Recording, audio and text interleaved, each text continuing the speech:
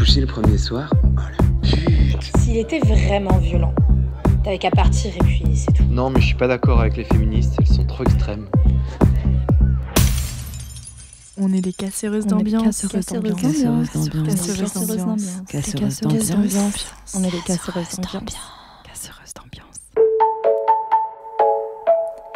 Épisode 4. La posture militante.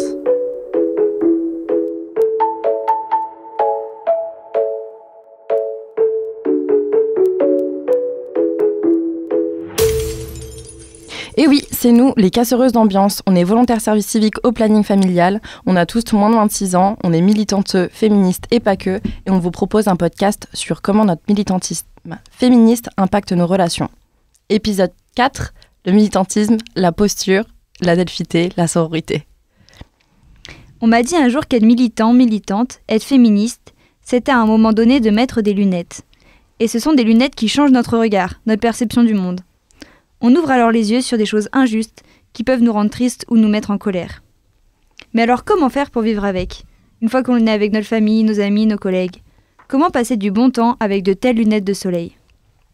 Si on milite, c'est parce que des combats et des causes nous animent, nous touchent. On est mis face à des réalités qui nous heurtent et dans lesquelles on n'arrive pas à vivre confortablement, avec insouciance. C'est qu'on a des idéaux et que l'on veut se battre pour eux, quitte à parfois porter ces lunettes inconfortables. On conseille souvent de séparer la vie professionnelle ou militante de la vie pro, de la vie perso, mais est-ce que c'est si facile ? Comment faire la distinction quand notre vie pro et militante touche des idéaux qui font de nous ce que nous sommes ? Est-ce qu'il y a de la tristesse ou de la colère dans notre combat ? Ce sont des questions qu'on va se poser ensemble pendant ce 4e et dernier épisode de notre podcast. Du coup, aujourd'hui, on est avec Liuba. Salut Liuba. Salut Lou. Et on a invité Camille et Lisa. Lisa, tu es volontaire en service civique. On t'a déjà entendu dans les précédents épisodes et nous sommes super contentes de t'accueillir pour le dernier épisode sur la posture de militante. Merci beaucoup. Coucou tout le monde. Camille, tu as été notre chargée de projet jeune au début de nos volontariats. Tu as été le premier contact, la première personne à nous accueillir à la Confédération du Planning lors de nos regroupements. Et on a été tout de suite sensible à ton investissement et à ton enthousiasme. L'idée de ce podcast nous a été directement soufflée pour toi et du coup c'est hyper naturellement qu'on a pensé à toi pour être invitée dans notre 4e épisode. Salut. Est-ce que Camille, tu peux te présenter et nous expliquer ton parcours jusqu'ici, comment tu es arrivée au planning familial ? Alors, je suis arrivée au planning il y a 2 ans et demi à peu près, en janvier 2022. Avant ça, j'ai travaillé plutôt dans des organisations, dans un autre domaine militant, celui du droit des étrangers, et aussi de l'accès à la santé mentale pour les personnes en migration. J'ai d'ailleurs fait un service civique également, donc j'étais très contente. Et puis j'ai aussi pas mal travaillé sur la question de l'engagement des jeunes et sur l'engagement en général. Donc c'est comme ça, quand je suis arrivée au planning, en fait, j'ai travaillé sur le projet jeune. Maintenant, j'ai changé de poste et je travaille plutôt sur autre chose. Mais j'étais déjà féministe en arrivant au planning quand même. Trop bien.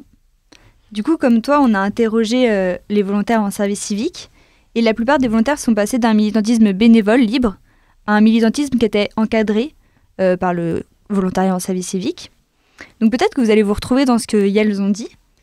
Bon, déjà, Yelles ont pas mal dit que leur militantisme perso, c'est pas le même que leur militantisme pro, que leur militantisme perso, il est beaucoup plus dans l'offensif, plus vénère, et qu'en fait, le militantisme au planning familial implique une posture différente, parce qu'on a un lieu d'écoute, de débat, d'éducation populaire.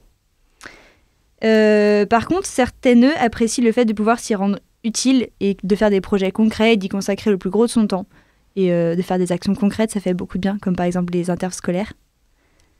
Du coup, pour vous, est-ce que vous retrouvez déjà dans ces ressentis et comment s'est passée la transition entre votre militantisme personnel et bénévole au militantisme pro ? Du coup, moi, j'étais déjà engagée syndicalement. J'étais bénévole avant d'arriver au planning. Et oui, je trouve que c'est forcément différent d'être dans un militantisme bénévole perso plutôt que pro.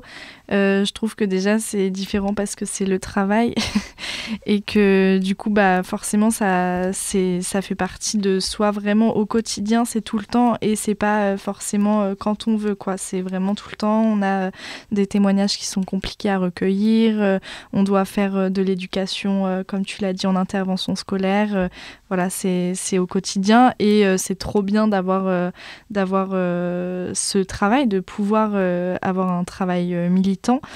Pour autant, parfois c'est compliqué et pour moi c'est quand même assez difficile. Du coup, dans ma vie perso, des fois, juste sur les réseaux sociaux, je zappe les informations concernant les VSS par exemple, parce que des fois c'est juste trop et que déjà ça l'est assez dans mon travail. Et voilà. Donc ce que je disais tout à l'heure, moi j'étais déjà féministe en arrivant au planning et je me suis entre guillemets auto-formée sur les questions féministes, mais aussi via le travail que j'ai fait avant sur la question de l'accès aux droits des personnes étrangères. J'avais aussi vu l'impact que pouvait avoir le patriarcat sur les vies des personnes, des femmes en migration, quoi. Donc ça a aussi beaucoup nourri ma construction féministe. Et en fait, après, sur la question de cloisonner entre militantisme pro et perso, j'y arrive pas du tout. Je trouve que c'est assez difficile, même si mes idées personnelles, en fait, sont souvent plus radicales que ma posture professionnelle. Mais en même temps, je trouve que c'est vraiment une chance de pouvoir réunir les deux espaces, parce qu'ils peuvent se nourrir, en fait, l'un et l'autre. Et c'est un continuum. Et je fais des allers-retours entre l'un et l'autre, etc. Et c'est à ce moment-là que je me suis dit que niveau professionnel, j'étais quand même arrivée au bon endroit. Si on arrive quelque part, mais en tout cas que j'étais au bon endroit pour l'instant dans ma vie. Et qu'il y a aussi un effet, qu'au planning familial, on crée des liens avec les gens, notamment des liens amicaux. Et je pense que pour construire, pour s'organiser, le collectif et l'amitié, c'est hyper important. Et les liens qu'on crée, c'est hyper important. Je sais qu'il y a beaucoup de gens qui disent que dans le travail, on n'est pas censé mélanger travail et amitié, mais c'est la même chose que est-ce qu'on mélange militantisme pro et perso finalement, et en fait, les barrières sont floues et ça demande aussi beaucoup d'énergie de faire attention, de ne pas se laisser complètement envahir non plus. Voilà. Mais c'est aussi ça la beauté de ces boulots qui ont du sens, quoi, ces jobs militants. Et est-ce que du coup, pour toi, il y a une posture pro d'être féministe, ou est-ce qu'il n'y a pas vraiment de différence entre la féministe qu'on est au travail et la féministe qu'on est chez soi ? Il va y avoir une posture professionnelle parce que le fait même de défendre certaines idées, par exemple très radicales, ça pourrait mettre en danger des financements d'une structure, ça pourrait... ça peut avoir un impact. Et donc, l'important dans tout ça, c'est de remettre ça en collectif et de prendre les décisions collectivement. Et quelque part, c'est ça qui est intéressant. Après, parfois, bon là c'est pas le cas pour le planning, mais parfois on travaille aussi pour des structures qui défendent des choses que nous on défend pas, ou pas de la manière dont on aurait aimé le défendre. C'est plus compliqué et ça demande de s'organiser avec soi-même ou peut-être d'avoir une posture de retrait. Donc oui, il peut y avoir des différences, mais je trouve qu'on trouve quand même souvent des espaces de négociation pour ça. Et puis je trouve aussi que parfois c'est plutôt le travail militant qui va nous faire évoluer sur certains sujets, et des fois c'est l'inverse. Des fois c'est nous aussi qui pouvons amener notre militantisme au travail et du coup faire évoluer certaines choses. Ouais, c'est vrai que j'ai l'impression que dans le fait d'être dans le milieu pro, là je vais dire un truc que j'aime pas trop dire de base, mais on apprend aussi à être un petit peu plus modéré, je pense, dans la manière dont on s'exprime par rapport au militantisme aussi, parce que moi je parle pour moi personnellement, mais c'est vrai que on a tendance à dire vous êtes trop vénère, vous êtes trop en colère, vous criez, vous machin, vous bidule, mais au final c'est vrai que quand même avoir une posture pro, moi en tout cas j'ai l'impression que ça m'a vachement appris à bien savoir construire mon discours aussi, à avoir un discours mieux construit, plus pertinent, à mieux choisir mon vocabulaire et du coup à finalement un peu moins m'épuiser dans ce que je veux défendre quand je suis face à des personnes qui me posent des questions, et j'ai l'impression que c'est ça peut-être qui change un peu dans la posture pro. Ouais. Et aussi de se dire oui, on est trop vénère, mais là dans notre posture pro on fait des choses, des actions vraiment pour d'autres gens et ça nous aide aussi, quoi. Ouais, c'est ça. Et je trouve aussi des fois on n'a pas trop le choix de ne pas être dans l'offensif, parce que par exemple en intervention scolaire ou en permanence d'accueil d'écoute, on ne peut pas se permettre de juger la personne vu qu'on est censé être un lieu de bienveillance. Bon, après il y a des limites quand même évidemment, mais je trouve qu'il y a des moments où on ne peut pas se permettre d'être militante autant qu'on le voudrait. On doit créer le débat, faire naître la discussion, et on ne peut pas couper court. Ouais, carrément. Auprès des jeunes, je le vois beaucoup perso. Ouais. Mais du coup, effectivement, on peut rebondir sur cette façon... Enfin, cette vision qu'on peut avoir du coup un peu dans la posture pro d'être irréprochable ou non parce qu'on tient un cadre, on tient aussi l'image d'une asso et des positions, effectivement comme tu l'as dit Camille, de ne pas mettre en danger parfois aussi les financements qu'on peut avoir. Et du coup on a interrogé les volontaires du planning sur ce qu'elles pensent de cette obligation un peu implicite d'être irréprochable quand on est militant et plusieurs choses sont ressorties, que globalement il y a une colère quand même contre cette espèce de pureté militante, que c'est usant d'être militanteux. Donc aussi parce que faut prendre soin de sa santé mentale et comme on dit, y a parfois ça use. Que généralement en plus c'est des personnes qui ne militent pas, qui nous demandent d'être irréprochables. Et en fait beaucoup de volontaires nous ont dit que c'était aussi important de pouvoir s'autoriser à refuser le débat aussi pour notre santé mentale. Du coup, vous, est-ce que vous avez le sentiment qu'il existe plusieurs formes de militantisme, comme s'il y avait des bonnes ou des mauvaises féministes ou militantes parce qu'en fait, on a beaucoup abordé la question de la pureté, en tout cas un sentiment d'être irréprochable dans des rôles qu'on tient au sein de l'asso ou de notre taf. Est-ce que vous vous retrouvez dans ce sentiment ? Est-ce que vous arrivez à faire des pas de côté ? Alors, moi, je le vois pas vraiment en question de bon ou mauvais militantisme, mais je trouve qu'il y a un enjeu. Enfin, sur cette question de pureté militante, en fait, il y a plusieurs enjeux, quoi. Il y a la question de, effectivement, accorder le bénéfice du doute aux personnes et partir du principe que les gens peuvent progresser, que la déconstruction, c'est long, que ça prend du temps et que ça prend de l'énergie et que tout le monde n'a pas forcément aussi accès aux mêmes informations, etc. Mais qu'il y a aussi des personnes qui tiennent des discours extrêmement dangereux, fascistes, notamment par exemple les militantes anti-trans, des personnes qui militent contre les droits des personnes trans et qui se disent féministes, des personnes qui se disent féministes et qui sont racistes, etc. etc. Et en fait, ça, c'est deux choses différentes. Et en fait, je pense que les dynamiques de pureté militante, elles viennent aussi de la part de certaines personnes qui vivent des oppressions tellement violentes qu'il y a besoin de se protéger, quoi.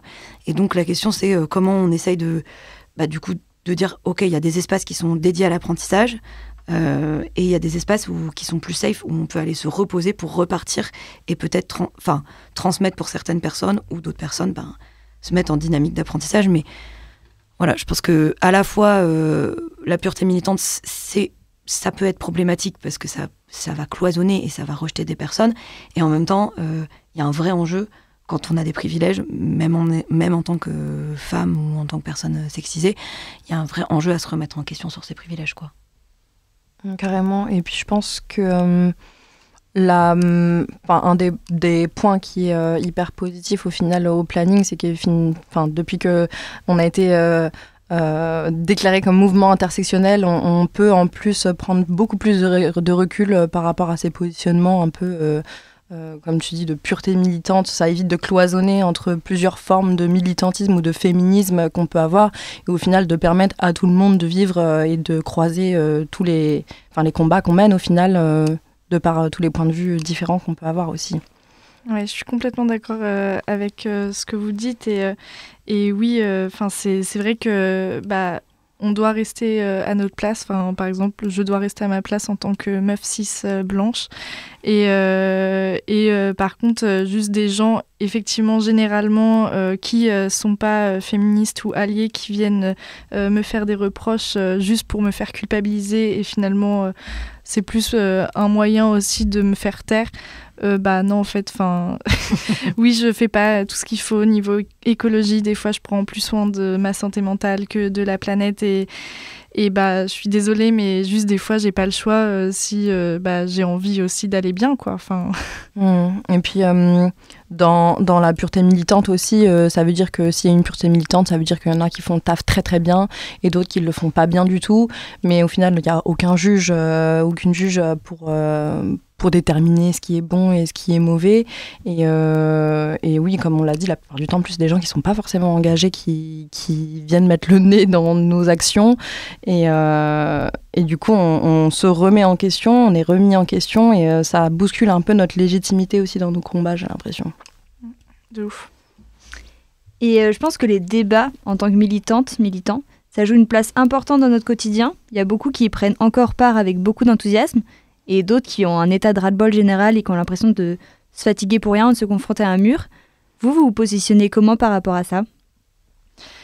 Moi, j'ai eu une phase où je prenais part au débat. Au début de mon féminisme, j'allais confronter les gens qui me posaient problème, donc des hommes cis très souvent. Et en fait, j'en ai eu marre. Je me suis rendu compte que c'était très énergivore, très fatigant et que en fait, le mec, lui, ça lui faisait pas grand-chose au final et que c'était plus pour moi que c'était gênant au final. Et donc, ce que je fais maintenant, c'est que si quelqu'un veut parler avec moi, je lui dis clairement, écoute, moi ce sujet il va me mettre mal, je te renvoie à ce compte Instagram, je renvoie beaucoup à Nos Alliés les Hommes. Si tu as envie vraiment de faire ce pas, d'aller t'intéresser à ces sujets, mais vas-y, sans problème, je t'invite à y aller. Et moi, j'ai plus envie de faire cette part d'éducation. Je pense que je l'ai assez faite et me mettre à mal. Enfin, non, c'est plus pour moi, quoi. Un peu pareil, j'ai beaucoup débattu au départ. Maintenant, je choisis les personnes avec qui je débat. Et d'ailleurs, je préfère une discussion qu'un débat. Et je pense que le truc qui m'a fait redescendre de la puissance du débat, c'est qu'il n'y a pas longtemps, il y a un copain avec qui j'ai parlé du podcast Les couilles sur la table quand il est sorti il y a plusieurs années et qui m'appelle l'autre jour et me le survend en disant « T'as jamais écouté ce truc-là ?» J'étais là, mais voilà, le culot de l'homme, si c'était... Enfin, je ne sais pas quoi dire d'autre. Et ça m'a fumé. Enfin, et là, je me suis dit, mais il a... Du coup, ça fait des années, il a rien écouté. Enfin, voilà, donc... Je veux pas dire ça. Je pense que, par contre, le débat a ça de positif, c'est qu'il peut nous rendre puissantes, et particulièrement quand on se met en collectif. Et du coup, il permet d'affûter ses arguments. Et ça a un intérêt. Et d'être confronté à des arguments contre, et du coup, d'améliorer sa propre argumentation. Mais je suis pas sûre qu'il marche très bien dans le fait de convaincre. Oui, ça peut, mais pas toujours, quoi. Et puis, la personne a les oreilles bouchées, ça sert pas forcément à quelque chose. Et puis des fois, du coup, on se sent quand même vachement seul, en fait, quand on est seul contre tout le reste et qu'on doit trouver les arguments, mais que c'est la première fois qu'on aborde ce sujet. On sait qu'on n'est pas d'accord, mais on n'a pas encore les arguments, en fait. Donc ça, c'est compliqué aussi. Et je pense que... il y a un moment, peut-être dans ce militantisme où il y a un espèce de basculement, où, comme tu l'as dit, je préfère la discussion que le débat. Je trouve ça intéressant, cette phrase-là, parce que c'est vrai qu'il y a un moment donné, j'ai l'impression qu'on conscientise que tout ne peut pas être sujet de débat. Je pense qu'il y a plusieurs émissions qui en font, qui représentent bien ce truc-là, qu'il y a des sujets qui ne sont pas, en fait, des sujets de débat. On ne peut pas débattre de la transidentité, on ne peut pas débattre de l'orientation sexuelle. Il y a des choses où ça doit rester des conversations d'échange et de partage. Et on ne peut pas débattre en fait d'une réalité que certaines personnes vivent. Et quand on rentre souvent dans ces débats-là et que effectivement on finit par se coller un peu une étiquette de la meuf qui va rentrer dans les grandes discussions militantes, dans les grandes discussions militantes et politiques, donc on a un peu cette étiquette pour le reste du monde de la féministe enragée, extrémiste, etc. Comment vous le vivez d'avoir cette étiquette un peu pour votre entourage ? Est-ce que ça change ? Est-ce que ça apporte quelque chose à votre relation avec vous-même ? De mener un combat qui, comme on l'a dit là, en fait, dont la légitimité, elle est toujours remise en question, encore à l'heure actuelle, en fait. Maintenant, je le vis plutôt bien, mieux qu'avant, on va dire. Je pense qu'avant, j'avais plus de mal à l'assumer entièrement, même si je le vivais déjà assez bien. Enfin, ça fait longtemps que j'ai cette étiquette de féministe dans mes groupes de potes, dans ma famille, etc., etc.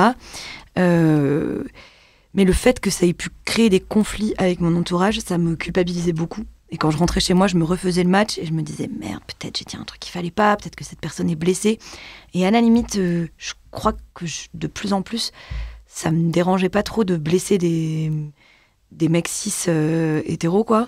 Mais par contre, leurs copines, qui étaient aussi mes amies, et le fait de les remettre en question sur certains de leurs comportements, j'ai senti aussi que ça soulevait des choses chez les amis qui n'étaient pas forcément prêtes à regarder en face à ce moment-là, parce que c'était compliqué, etc.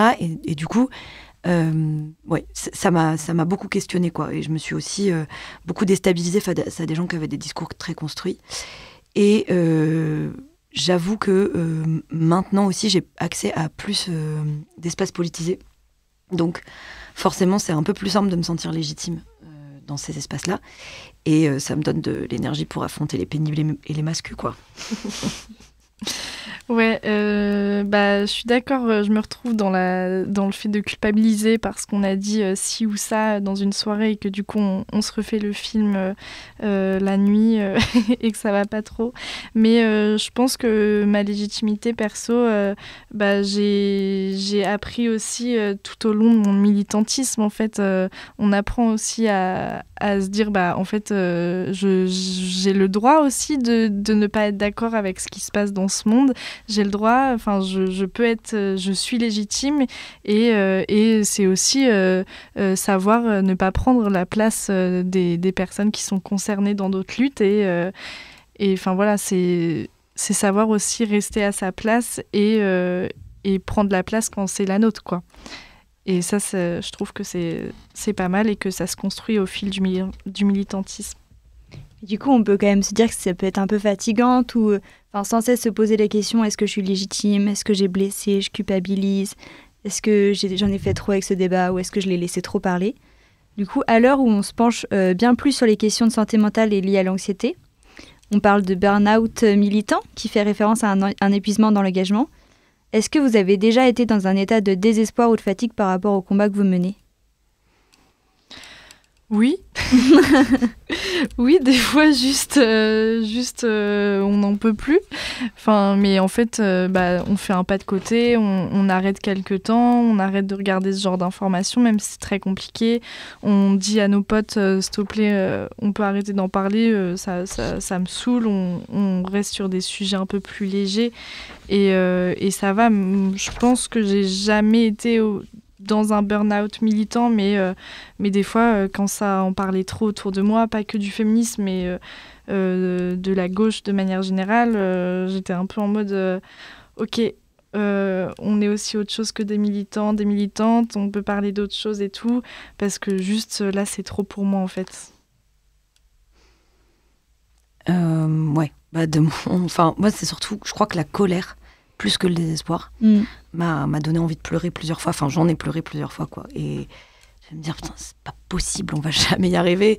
Et en même temps, à partir du moment où on tombe dans le désespoir, il y a le risque d'arriver au cynisme, et qui est hyper bloquant sur le fait de pouvoir se mettre en action, quoi, et s'organiser collectivement. Et heureusement, quand même, il y a les copines, quoi.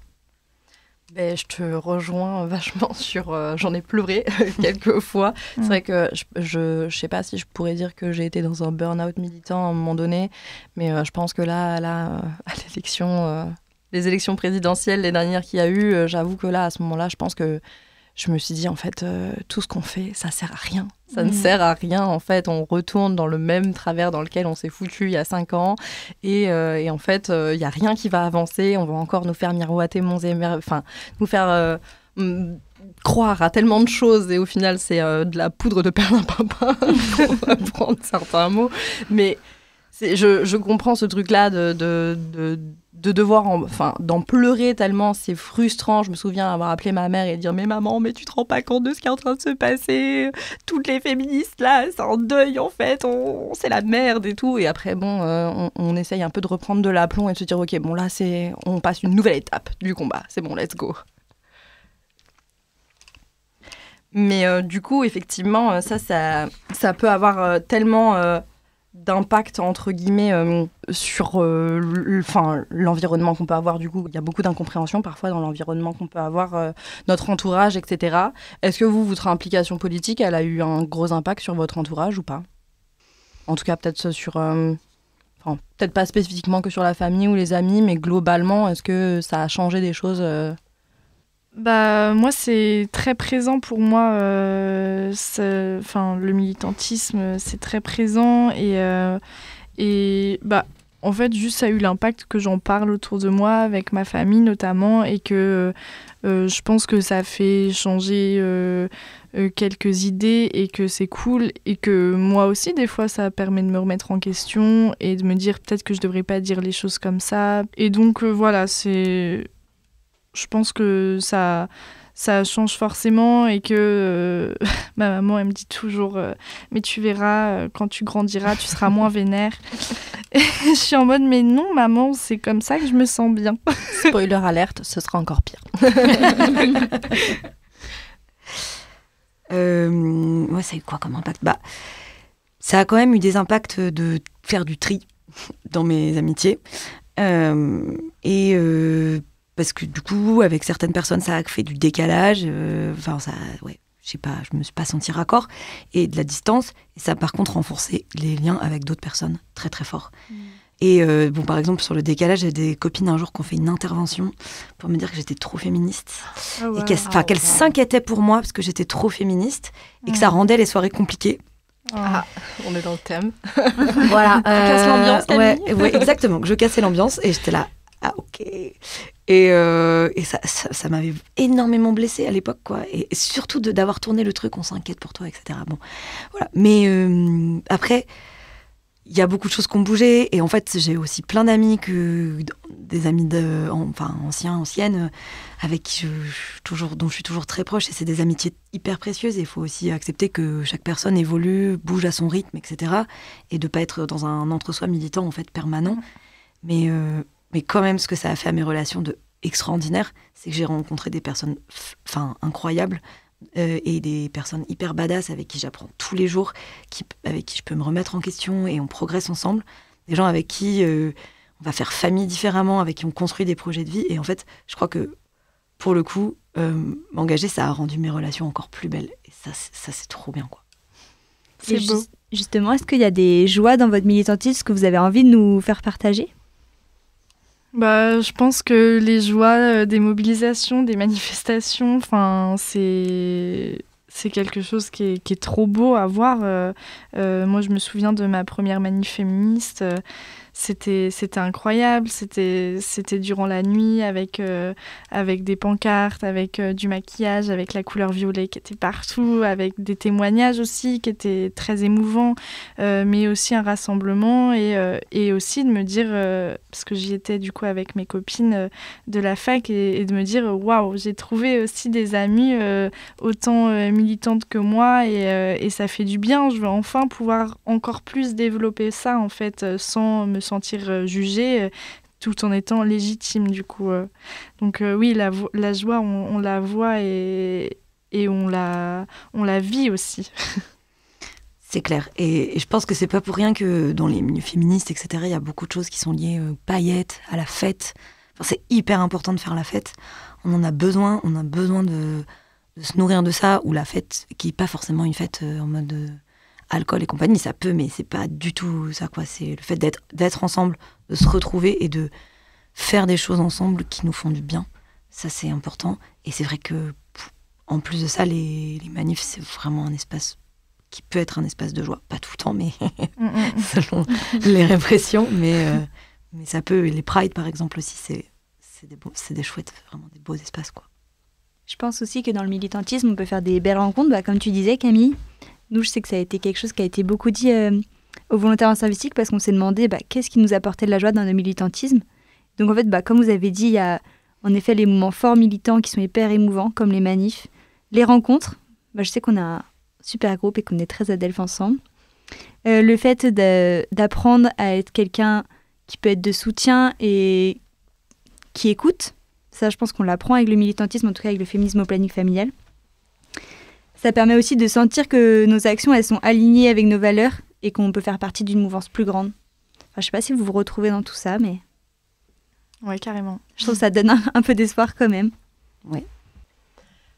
Du coup, est-ce que justement, vous pouvez un peu nous définir c'est quoi nous définir votre adelphité, votre sororité.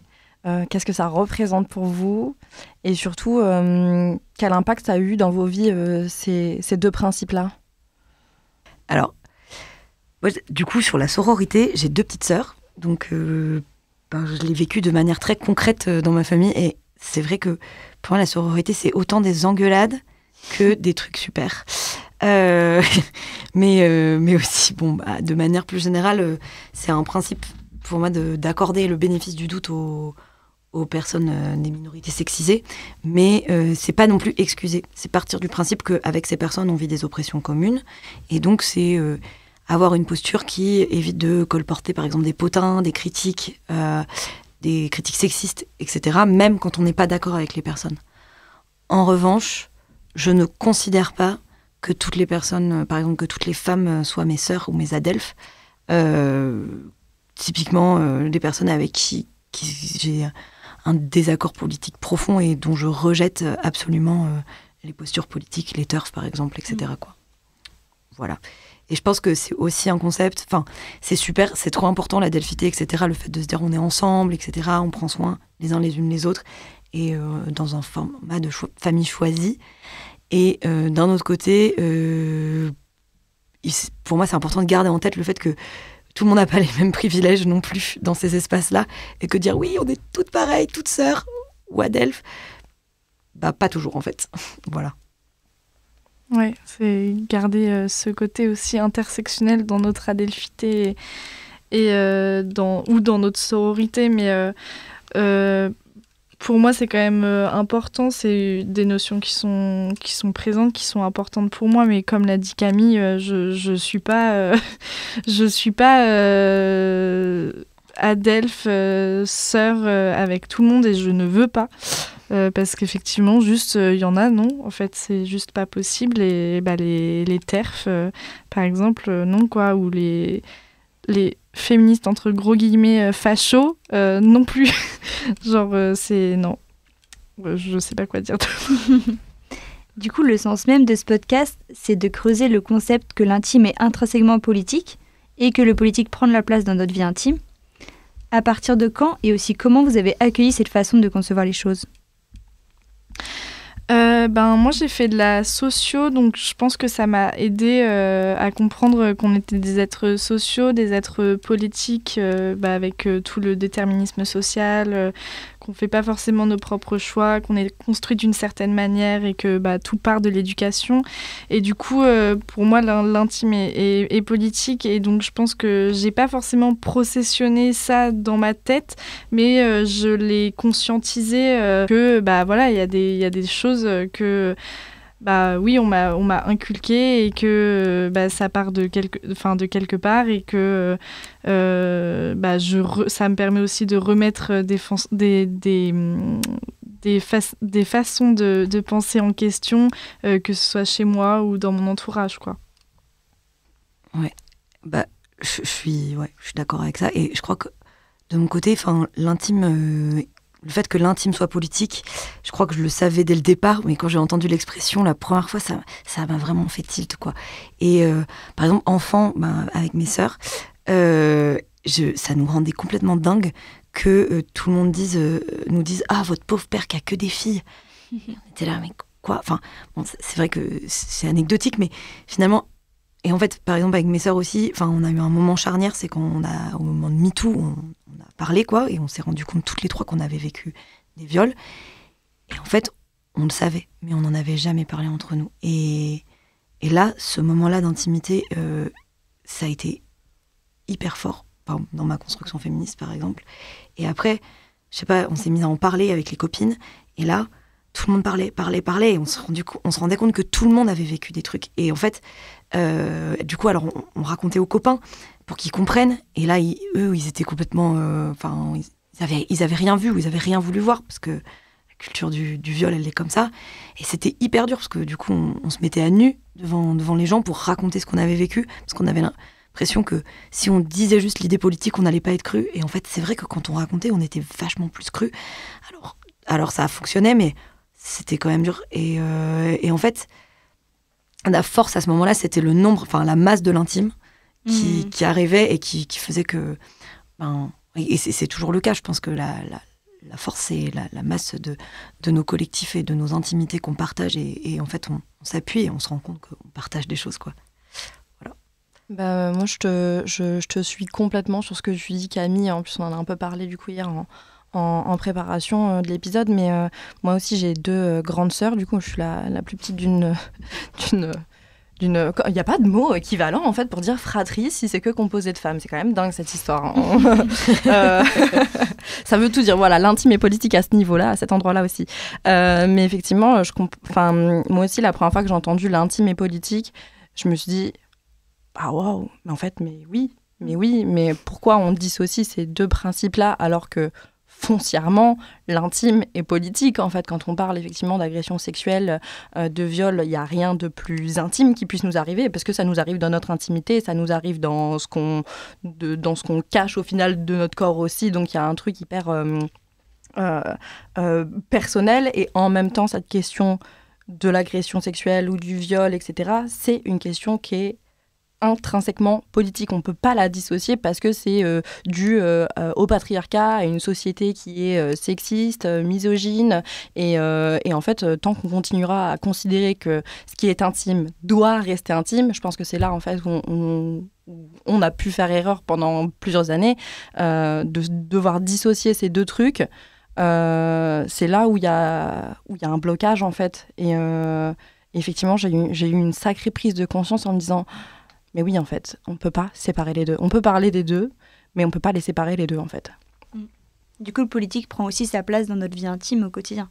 Enfin, c'est la thématique de notre podcast, mais tout est interrelié, finalement. Oui, tout est interrelié. Oui, effectivement, c'est là que la question du pro et du perso, au final, se joue. C'est-à-dire que quand on mène des combats dans notre chair et personnellement, effectivement, ça devient en fait un sujet de société, hein. C'est parce que ça touche tellement à notre personnalité, nos valeurs, ce qui nous tient à cœur, qu'on ne peut pas se le détacher complètement, quoi. Ouais, on ramène nos convictions dans le pro aussi, quoi. Et on l'a vu dans les épisodes précédents, notamment la famille ou l'amitié, où on a vu effectivement que parfois certains récits, comme tu l'as dit Camille, de sœurs, de frères même, ou d'amis proches, ça nous touche tellement en fait. On ne peut pas rester immobile face à cette détresse parfois, ou face à ces récits en fait qui concernent tout le monde. Et pour une note un peu plus légère, on va parler de noms d'oiseaux, parce que aujourd'hui, effectivement, dans les médias, il y a beaucoup de noms qui sont utilisés pour nous décrire. Petit exemple, dans Valeurs actuelles, le 12 mars 2020, on peut lire « Comment les féministes sont devenues folles ». Elles censurent notre culture, insultent la police, fantasment le patriarcat, s'assoient sur la présomption d'innocence, dégradent la langue française, préfèrent le foot féminin, demandent l'égalité au WC, cassent l'ambiance en soirée. Voilà ce qu'a titré le magazine de droite il y a 4 ans, ce qui nous a inspiré le nom de notre team. Terme cassereuse d'ambiance. C'est quoi votre rapport à ce cliché ? Comment vous y répondez ? Est-ce que vous avez des équivalents à nous faire découvrir, des termes inédits, voire un peu drôles, avec lesquels des personnes ont essayé de qualifier les féministes ? Je casse l'ambiance et je suis plutôt d'accord avec ça. De toute façon, si tu casses l'ambiance d'une soirée, c'est qu'elle était déjà pourrie, quoi.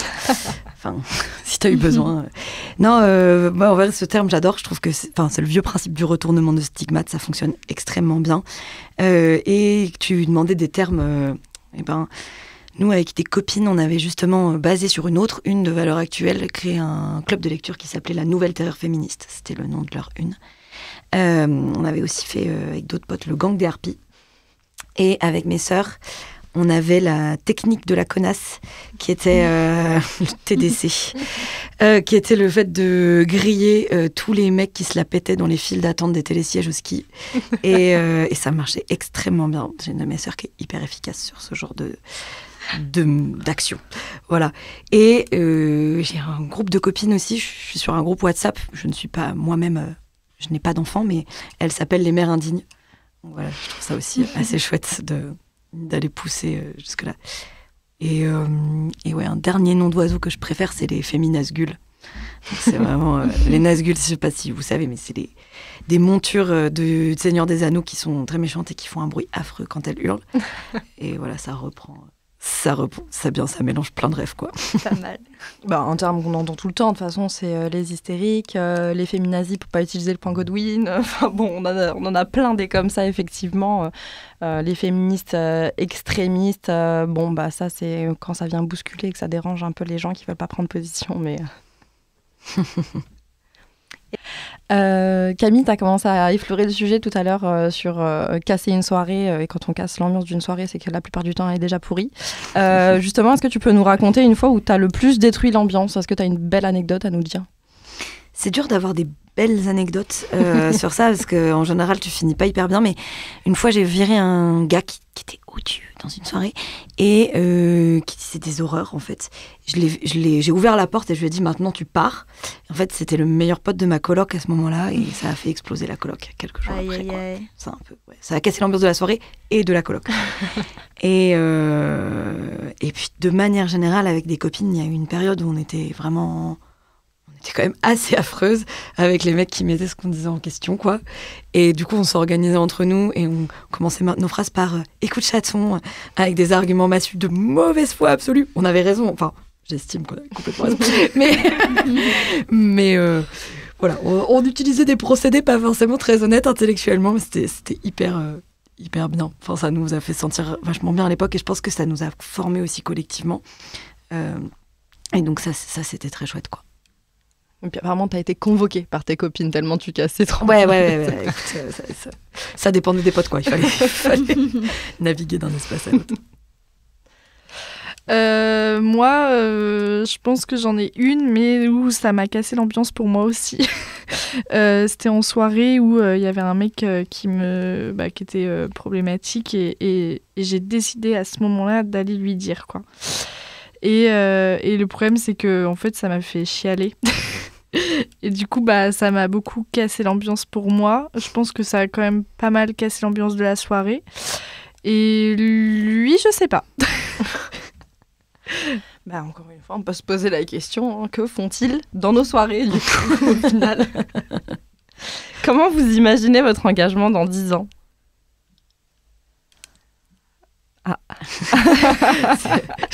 Dans 10 ans, c'est long 10 ans, effectivement, ouais, c'est dans longtemps. Dans un travail militant, j'espère, à faire des interventions scolaires auprès des plus petits encore. Voilà. Et j'espère ne pas travailler 35 heures. Moi, je crois que, il y a la question du travail, mais ça, c'est pas très résolu encore. Mais par contre, j'aimerais bien avoir une tribu, quoi. On soit en tribu avec des amis, des enfants, des gens de plein d'âges différents et qu'on puisse monter des projets en collectif. Voilà. Et que du coup, l'engagement, il soit peut-être dans le travail, peut-être dans des collectifs extérieurs, mais aussi d'essayer de le vivre au quotidien entre nous. Bon, c'est peut-être un peu utopiste, on verra bien. Non, mais j'ai l'impression qu'effectivement, ça change vachement la vision de la vie qu'on pourrait avoir au final, le militantisme. Et puis effectivement, comme on en parlait encore un peu tout à l'heure, de comprendre qu'on peut faire famille autrement, qu'on peut relationner autrement que ce que la société hétéronormative nous a vachement imposé pendant très longtemps. C'est quoi les plus gros changements qui vous ont chamboulé dans votre vie en lien avec des prises de conscience militantes ? Plein de remises en question.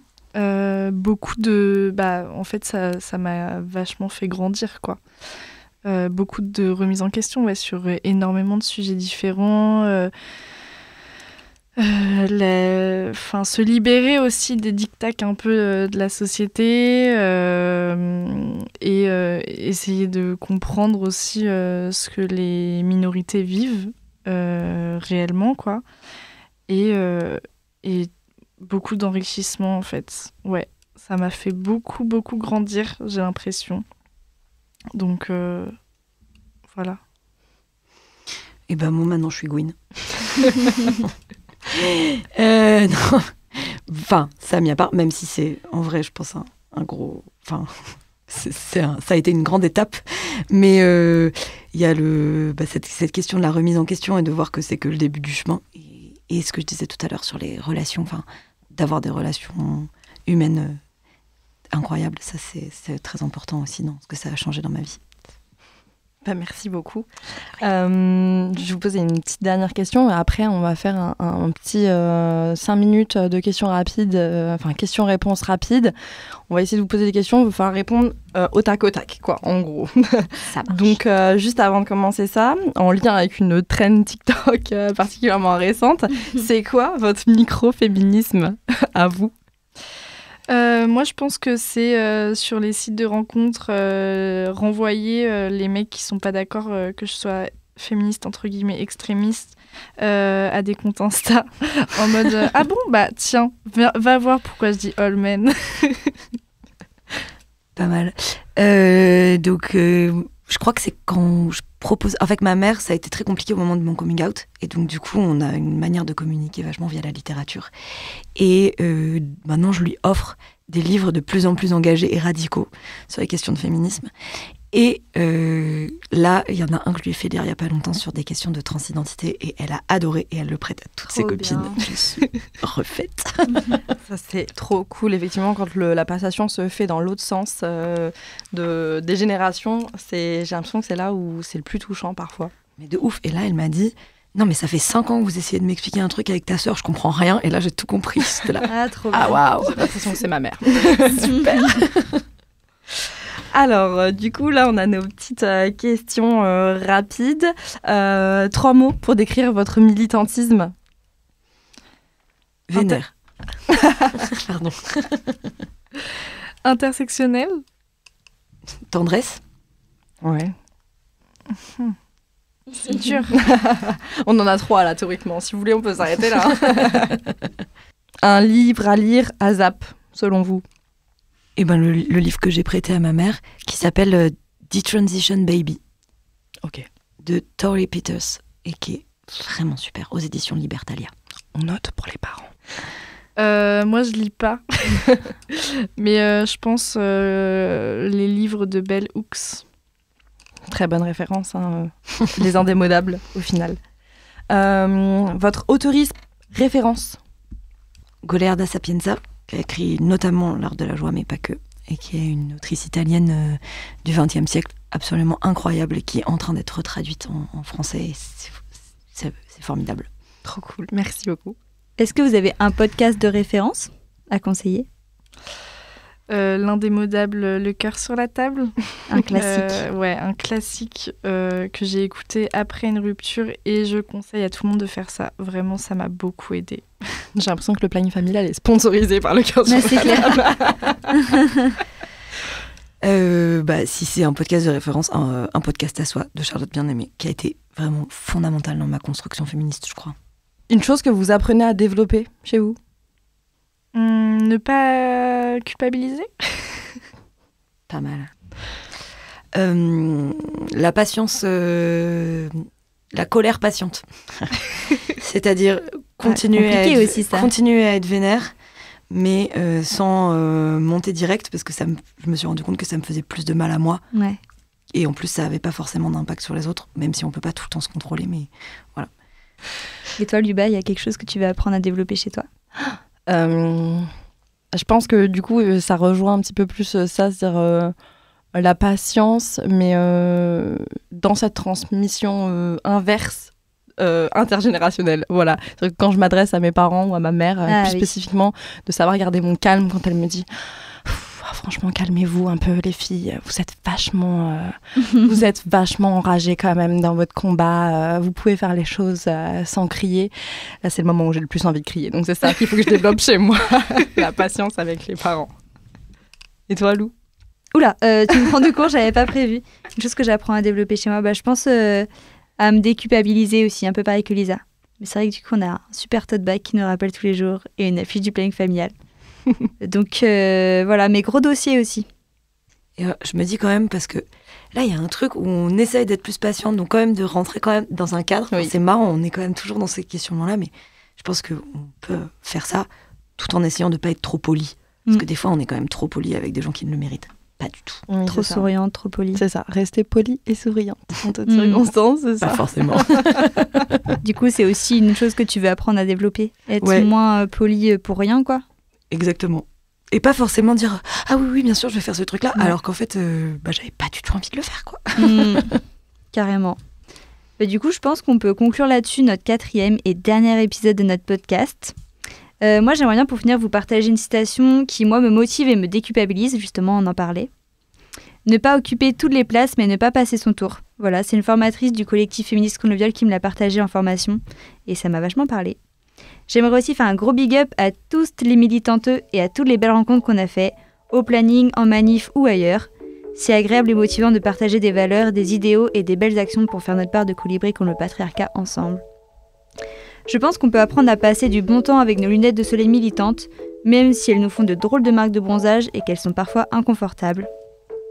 Elles nous permettent de voir le monde tel qu'il est avec toutes ses imperfections et au moins on sait contre quoi on se bat. On n'est pas aveuglé et on voit net.